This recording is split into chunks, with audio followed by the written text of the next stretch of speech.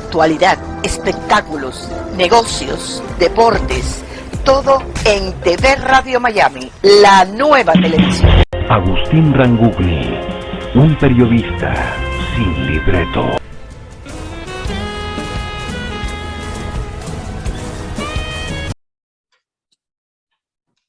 Muy bien, ¿cómo le va? Qué gusto de saludarlos. Aquí estamos haciendo Portal Miami, programa que emitimos por TV Radio Miami en asociación estratégica con Radio Miami Internacional y todas las emisoras que generosamente toman esta transmisión. Como lo hago habitualmente, saludo a Radio Francia Internacional, a La Voz de América, a Radio Mercosur, a Radio Naciones Unidas, a Radio Vaticana, un cordial saludo al Papa Francisco y también, como siempre, un cordial saludo a Enrique Llama de Madariaga, que nos toma desde Punta del Este en Uruguay. Cuando uno busca a alguien para entrevistar porque quiere que de alguna manera nos cuente de sus aventuras, de su vida, pero también de cómo ve el mundo, yo siempre tengo en la primera lista a Alberto Müller, un hombre de muchos años de periodismo, un hombre de muchos años de haberla pasado muy feo en su país natal, Cuba, un hombre que triunfó aquí en los Estados Unidos, hoy es periodista clave de Radio TV Martí y es autor de varios libros, creo que los tengo casi todos, si me falta alguno se los reclamaré, pero además los he leído todos. Es un verdadero maestro del periodismo. Usted podrá decir que yo hablo bien de Alberto Müller porque es mi amigo. Sí, es mi amigo, yo lo respeto mucho, él me da la posibilidad de ser su amigo, pero además lo admiro como hombre, como periodista, como luchador y como escritor. Alberto, ¿cómo te va? Un gusto de saludarte, no sé qué más decir. Oye, bien, muy bien, me alegro de estar contigo aquí a principio de año. Los halagos sobran, pero la amistad es lo más importante, ¿no? Aquí estamos viendo el mundo como empieza el año 2022 con algunos conflictos muy tensos, muy graves y nada, esperanzado en que todos esos conflictos se apaguen y la convivencia pacífica predomine en este mundo en donde llevamos mucho tiempo de tensiones, de guerras y de muertes y de tortura. Y creo que hay que pedirle a Dios que llegue el momento de que seamos capaces de entendernos, ¿no? Sí, sobre todo la ciencia en este momento, en un desafío que tiene con esta pandemia que nació en el 2019, se llamaba COVID-19, ahora tiene un par de nombres diferentes, pero sigue siendo tan dañina como en aquel entonces. Sí, las pandemias siempre desarticulan porque tocan al ser humano en su propia dignidad, que es la salud. O sea, la salud es importante para que el hombre digno pueda proyectarse y pueda operar en la sociedad, ¿no? Entonces, bueno, aunque otras pandemias han tenido más muertes que esta, pero no importa. Claro, bueno, pero eso fue pasado. Este Sí, es el presente que nos agobia. es un proceso muy triste que ha desarticulado, en fin, muchas cosas, entre ellos la educación, la salud, los hospitales, la familia, en fin, todo ha sido un fenómeno difícil de manejar, no solamente para los seres humanos, sino para los propios gobiernos, ¿no?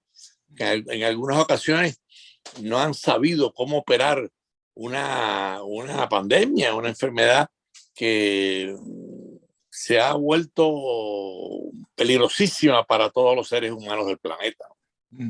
Alberto, si nos retiramos un poquito del tema del COVID y esta pandemia que nos agobia, caemos en otros focos que también tienen su correspondiente confrontación.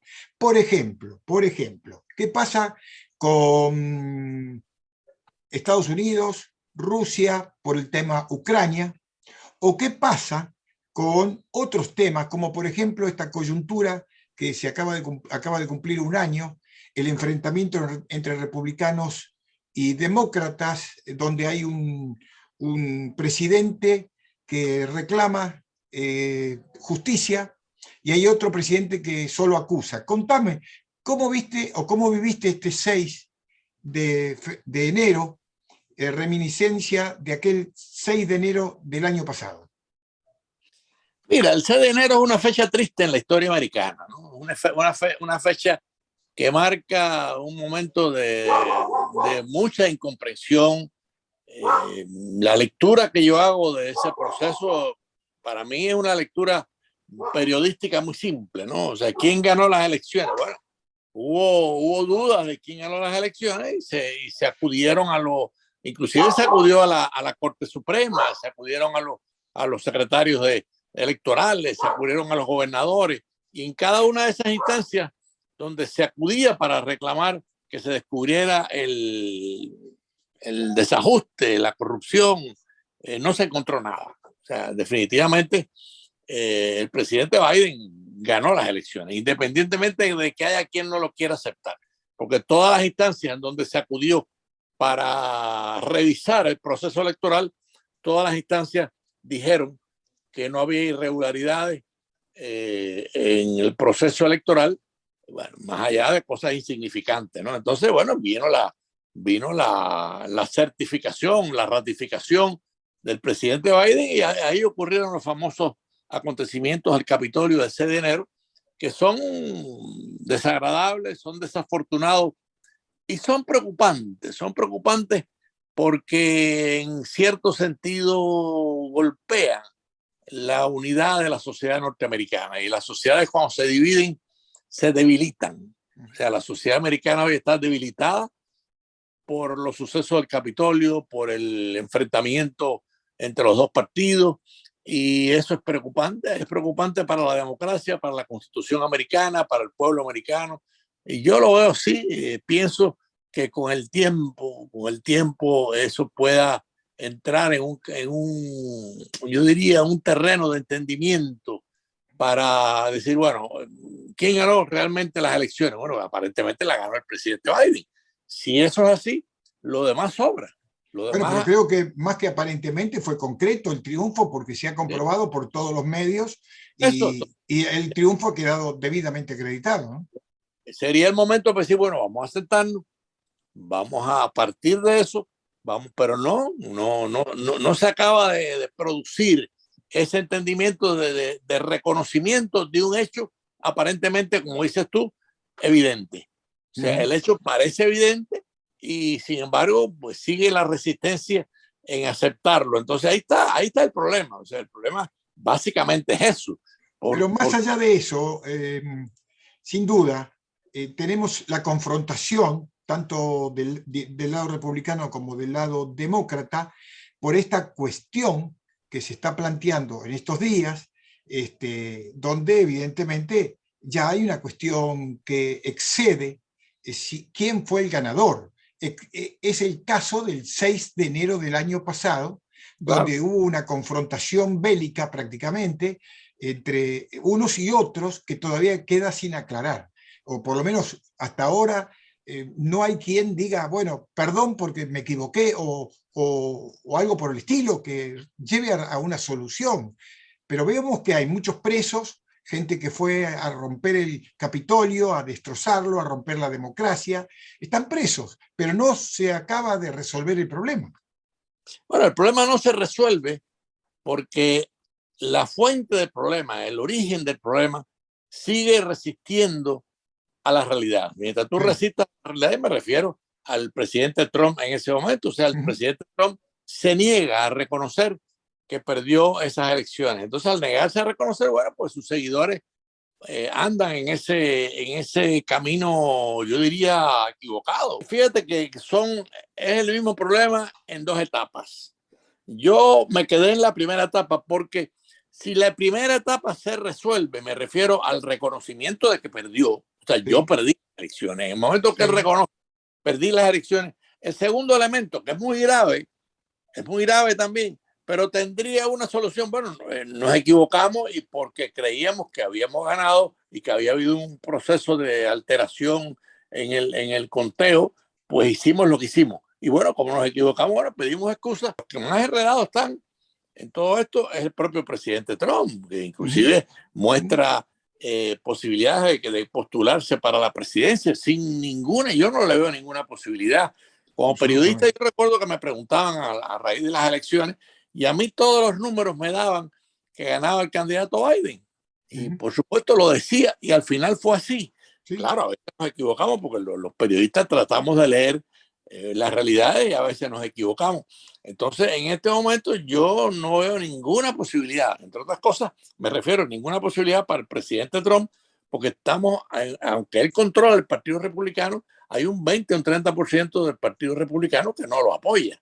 Entonces, Ujú. con un partido con un 20% en contra, la popularidad de él es muy baja en comparación con cualquier otro candidato, aunque él domine y sea una persona popular entre los republicanos más extremistas, ¿no? Entonces, bueno, es una situación complicada. Yo insisto en que lo ideal en el primer paso sería que se reconociera la realidad. El reconocimiento de la realidad sería el primer paso de una gran solución, de un gran entendimiento, de un gran acuerdo, inclusive hasta un acuerdo político, de decir, bueno, nos equivocamos, en fin, hay muchas aristas en ese paso, pero habría que empezar por el primero, o sea, no hay Sí. otra posibilidad si no empezamos por reconocer que realmente el presidente Trump, y tendría que reconocerlo él. En el mientras tanto, Alberto, tenemos un limbo terrible dentro de la estructura política global de los Estados Unidos. Y si querés, vamos al tema parcial. El Partido Republicano tiene un candidato, el gobernador de la Florida, que está haciendo todo lo imposible para diferenciarse un poco, pero al mismo tiempo está esclavo de si va a poder ser él el candidato o tendrá que pelear esas posibilidades con el expresidente. ¿Cómo ves esa situación? Mira, en mi lectura, igual que ayer le dijeron al presidente Trump, quería hacer una conferencia de prensa ayer, 6 de enero, y le dijeron que no le hicieran los Sí. asesores. Yo creo que los asesores le van a decir que no se postule. No se postule porque si bien es cierto que tú puedes controlar un partido, pero no tienes la fuerza de opinión pública para ganar esa contienda. Él no la tiene. O sea, en estos momentos el presidente Trump no tiene la fuerza que tuvo cuando ganó. Realmente no la tiene. Entonces, yo supongo que los grandes asesores, los grandes conocedores de la política americana y hasta republicana, ¿no? Porque cada partido tiene su diferenciación. Le van a pierde por segunda vez. Pero Entonces, su bueno, reivindicación estaría postergada. y su reivindicación, claro, queda postergada. Por eso te digo que al presidente Trump, los más cercanos tienen que convencerlo de que reconozca que perdió. Una vez que reconozca esto, todo va a poder entrar en un campo de discusión y de solución. Mientras tanto, el país va a estar enguerrillado, como está, e inclusive eso peligra para las decisiones de Estados Unidos. Estados Unidos está ante una crisis con Rusia por Ucrania, está ante una crisis con China por los mares del sur y por otros focos de tensión que hay en el mundo, por los uigures, la represión con los musulmanes uigures de China, en fin. Y los Estados Unidos como país libre pues viene a ser sigue siendo el líder del mundo occidental, el líder del mundo libre. Entonces es importante que Estados Unidos tenga una fortaleza interna mayor que la que tiene. En este momento no tiene la fortaleza que debería tener para decirle a Rusia, no puedes, retira tus tropas de la frontera con Ucrania, por ejemplo. O sea, en estos momentos el frente de Estados Unidos, y los rusos lo saben, los asesores rusos saben que Estados Unidos en estos momentos está en un momento de debilidad, y está en un momento de debilidad porque precisamente los dos partidos están equidistantes, están en un encontronazo, y eso debilita la política exterior americana. Con respecto a este tema de Ucrania, el secretario Blinken habló de posibles respuestas de Estados Unidos y sus aliados ante el despliegue de tropas rusas en la frontera con Ucrania. ¿Qué viabilidad de realismo tiene esto? ¿Cuánto de realidad es que entremos en una confrontación? Yo tengo esperanza que la irracionalidad no sea la que decida, ¿no? Primero, Rusia está utilizando el chantaje. Rusia, los asesores rusos y Putin saben perfectamente esto que acabamos de decir. Estamos ante un Estados Unidos con debilidades. Y frente a eso, bueno, vamos a chantajearlo. Las tropas en la frontera con Ucrania es un chantaje. Es un chantaje. Sabiendo ellos que Estados Unidos obviamente tiene que apoyar y la OTAN tiene que apoyar a Ucrania. Rusia está diciendo que la única seguridad que ellos quieren es que Occidente garantice de que Ucrania no sea parte de la OTAN. Ellos le tienen terror a la OTAN precisamente por el despliegue posible de misiles. Entonces, bueno, esa es una condición fácil de conceder a Rusia. Fácil. No, nosotros no vamos vamos a acordar no que Ucrania no sea parte de la OTAN, aunque es una aspiración legítima de Ucrania. Pero bueno, sería un acuerdo político fácil de lograr. Ahora, mientras tú tengas los cientos de miles de hombres, tienes alrededor de 90 y pico mil o 100 mil hombres en la frontera, en el Donbass. El Donbass es una zona fronteriza donde predominan los ucranianos rusos, o sea, de descendencia rusa. Y ahí eso está prácticamente tomado por los rusos. Pero bueno, hay posibilidades de acuerdo, y no es nada fácil. Y obviamente, repito, la debilidad intrínseca de Estados Unidos de no presentar a dos partidos unidos, aunque en esto los dos partidos van a estar unidos, me refiero en este tema, ¿no? Porque en última instancia no nos olvidemos que antes de esta situación del Donbass y de la frontera, o sea, los 90 y tantos mil hombres que tiene Rusia en la frontera, antes de esto vino Crimea, que fue otro chantaje ruso que se le permitió. Se le permitió porque ¿hasta qué punto vale la pena una conflagración mundial de cientos de millones de hombres peleando y muriéndose por un territorio que tal vez se pueda negociar pacíficamente y recuperarse para Ucrania, ¿no? O sea, los rusos chantajean a Occidente, chantajean a Estados Unidos, y eso siempre es peligroso, ¿no? Siempre es peligroso porque la fuerza de Estados Unidos y la OTAN juntos hay que respetarlo, ¿no? Y es una fuerza, por supuesto, mucho más poderosa que la que pueda presentar Rusia. Entonces, bueno, estamos frente a un chantaje, estamos frente a una realidad, una crisis de tensiones en Ucrania, en la frontera con Ucrania. Y los ucranianos, bueno, Ucrania es un país de mucha tradición, es un país de alrededor de 40 millones de habitantes, es un país, no nos olvidemos bueno, todo esto viene a partir de lo que se llamó la Revolución Naranja, cuando te recordarás, Yanukovych, el presidente de Ucrania, perdió las elecciones, o mejor dicho, ganó las elecciones de una forma fraudulenta, y las manifestaciones fueron tremendas y tuvo que irse corriendo de Ucrania. Y ahí entonces, a partir de ahí, me refiero a esto sería alrededor del año 2013, viene lo de Crimea. Y entonces, bueno, ahí viene la tensión, los rusos deciden meter tropas en la frontera con Ucrania. O sea que es como una situación complicada, como trabada, como le faltan algunos mecanismos para buscar su solución, pero hay que salir a buscar esa solución. Yo creo que el presidente Biden y los gobiernos aliados han sido inteligentes en no afiliar a Ucrania a la OTAN, porque esa es la preocupación rusa, es esa. O sea, no hay otra gran preocupación.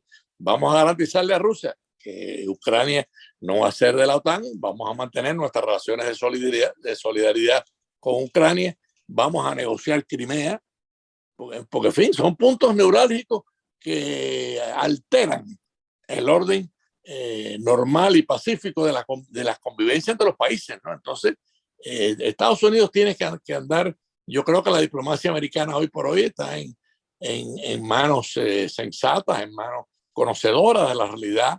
Y yo creo que lo que más le falta a Estados Unidos hoy es la cohesión política del bipartidismo, que obviamente debilita a cualquier gobierno. Sí, señor. Sí, la República Demócrata, cuando tenemos esta debilidad del bipartidismo americano, eso nuestros enemigos lo captan enseguida, ¿no? Entonces, para ir cerrando este tema, y porque me gustaría cerrar con otro tema que me genera una expectativa, pero quería decirte, está previsto que el 10 de enero se van a reunir los funcionarios correspondientes de Estados Unidos y Rusia para hablar sobre el tema Ucrania, y se dice que se va a discutir sobre el control del armamento nuclear. Sí, sí, bueno. Que puede estar presente en la situación precisamente de este enfrentamiento en la frontera ruso-ucraniana. Sí, bueno, el tema nuclear es un tema que hay que estarlo tratando permanente, porque si se desata una guerra nuclear, se acabó el mundo.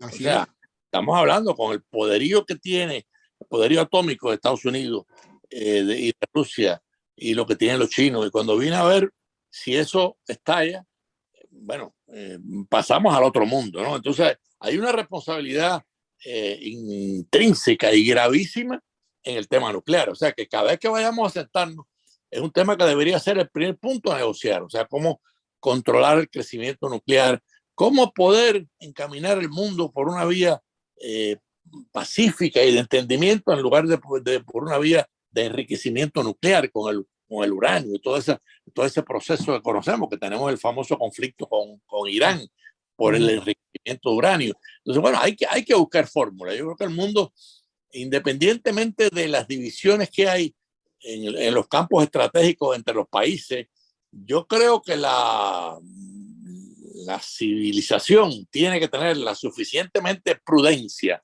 e inteligencia para decir el camino de las armas nucleares es un camino que hay que cerrarlo definitivamente en un momento determinado, porque nos estamos inclusive amenazando nosotros mismos con el armamento atómico. Entonces, en fin, hemos visto lugares donde ha habido problemas de filtraciones de radiaciones atómicas. Bueno, lo vimos en Hiroshima, lo vimos en Rusia, y cada vez que pasa eso se mueren los seres humanos se mueren por la reacción. O sea, entonces hay que trabajar con mucha prudencia, hay que trabajar con mucho amor hacia el ser humano, ¿no? Creo que ha llegado el momento ese es un tema, por eso que ese es un tema permanente, no es un tema que salga ahora por la crisis con Ucrania, ¿no? Ese es un tema que permanentemente hay que ver cómo se van reduciendo los volúmenes de armas atómicas a los efectos de que el ser humano viva en un mundo más tranquilo y con menos posibilidades de un reventón atómico que acabaría con todo. De esto podríamos seguir hablando mucho, pero lo vamos a dejar para otro momento, porque no quiero cerrar sin preguntarte, porque te sé muy activo, te sé que trabajas todo el día, que de alguna manera, y sé que estás terminando tu libro. ¿Tenés idea para cuándo lo tenés listo y cuándo lo vas a presentar? Bueno, mi libro de memoria ya está. Ya la imprenta nos entregó los primeros ejemplares. Estamos muy contentos, tanto la editorial como yo. Lamentablemente, con esta situación de la pandemia, no hay posibilidades de hacer presentaciones de libros. Esperemos que muy pronto podamos hacerlo, o sea, que muy pronto el Omicron ceda su puesto a la convivencia y a que el ser humano no tenga el peligro de ser infectado por un virus como este, ¿no? Pero yo estoy muy contento con el libro. El libro es un libro de memoria, un libro de todo lo que yo he vivido, las cosas principales que yo he vivido en los últimos años de mi vida, que ha sido todo relacionado de una u otra forma con Cuba. Y nada, vamos a ver cuándo. Ahí yo te tengo tu ejemplar ya dedicado, así que cuando nos veamos. Muchísimas gracias. No, lo voy a leer con mucha ansiedad y curiosidad, porque si contás ahí tu historia, yo conozco gran parte de la historia, no conozco toda, pero sí la seguí a través de tus libros y sé todas las cosas que viviste.